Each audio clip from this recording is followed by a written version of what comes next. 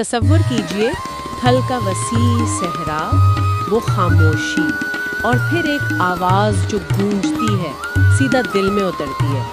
یہ آواز تھی پٹھان خان کی، ایک درویش صفت انسان جنہوں نے خواجہ فرید، بلے شاہ، ان کے صوفیانہ کلام کو جیسے امر کر دیا۔ آج ہمارے پاس جو معلومات ہیں ان کی روشنی میں پاکستان کی موسیقی کے اس عظیم فنکار پٹھان خان صاحب کی زندگی اور ان کے فن پر کچھ بات کریں گے۔ جی بالکل، ان کی کہانی تو جیسا آپ نے کہا تھل سے شروع ہوتی ہے، کوٹ آدو بستی تمبو والی 1926 میں۔ اصل نام تو غلام محمد تھا، بہت ہی سادہ سا پس منظر تھا۔ والدہ سے بہت لگاؤ تھا، سنا ہے؟ جی ہاں، بہت زیادہ۔ والدہ نے کوشش بھی کی کہ پڑھ لکھ جائیں، مگر کہتے ہیں 7ویں جماعت تک آتے آتے وہ کیا کہتے ہیں دل کہیں اور کھینچنے لگا۔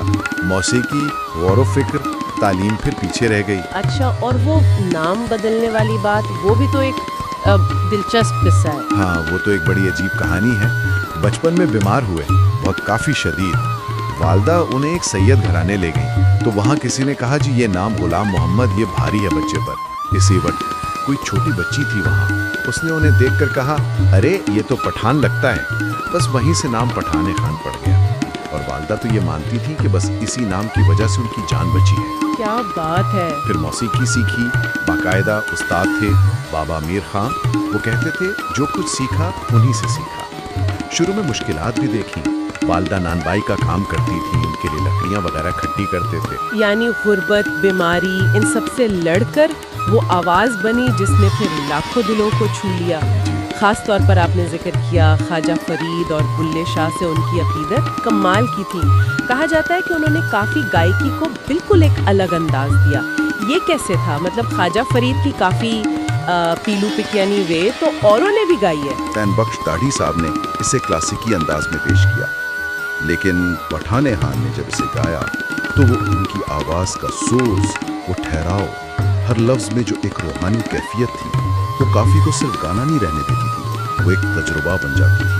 بہت سادہ مگر اتنی گہری بات۔ اسی لیے تو جو ہمارے بڑے لوک فنکار تھے شوکت علی صاحب، انہوں نے کہا تھا کہ پٹھان خان نے اپنے انداز سے صوفی کلام کو جیسے نئی زندگی دے دی۔ واہ!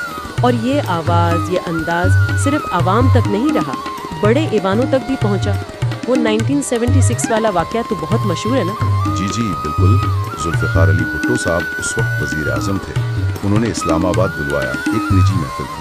وہاں پٹھان خان صاحب نے خواجہ فرید کی وہ کافی سنائی، جندڑی لٹی تے یار سجن کدی موڑ مہارات دل آوت۔ اوہو! کہتے ہیں بھٹو صاحب رو پڑے، آنکھوں میں آنسو آ گئے۔ سنا ہے۔ محفل کے بعد بھٹو صاحب نے 3 بار پوچھا خان صاحب کوئی خواہش بتائیں، اور تینوں بار ان کا جواب وہ تو تاریخ میں لکھا گیا۔ بالکل، ہر بار ایک ہی جواب، بھٹو صاحب آپ کو غریب عوام کی پرواہ ہو، یعنی غریب عوام کا خیال رکھیں۔ کیا درویشی تھی! جی، اسی سادگی، اسی درد مندی پر بھٹو صاحب نے انہیں گلے لگا لیا تھا، اور پھر 1979 میں انہیں پرائڈ آف پرفارمنس ایوارڈ بھی ملا۔ ان کی فنی عظمت کا اعتراف تھا۔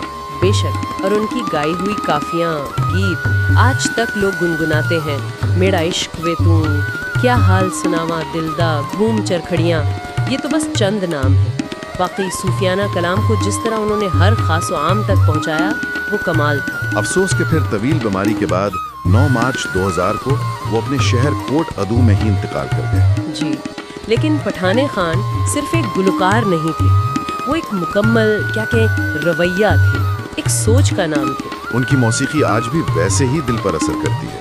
ان کی زندگی دیکھیں تو سادگی ہے، موسیقی سے گہرا عشق ہے، روحانیت ہے، اور اپنے لوگوں سے جڑت ہے۔ بالکل، پٹھان خان کی آواز وہ تھل کی روح کی آواز تھی، سرائی کی وسیب کی پہچان تھے۔ وہ صوفی روایت کا ایک چلتا پھرتا استعارہ، وہ پاکستان کی ثقافتی تاریخ میں ہمیشہ ایک دمکتے ستارے کی طرح یاد رکھے جائیں گے۔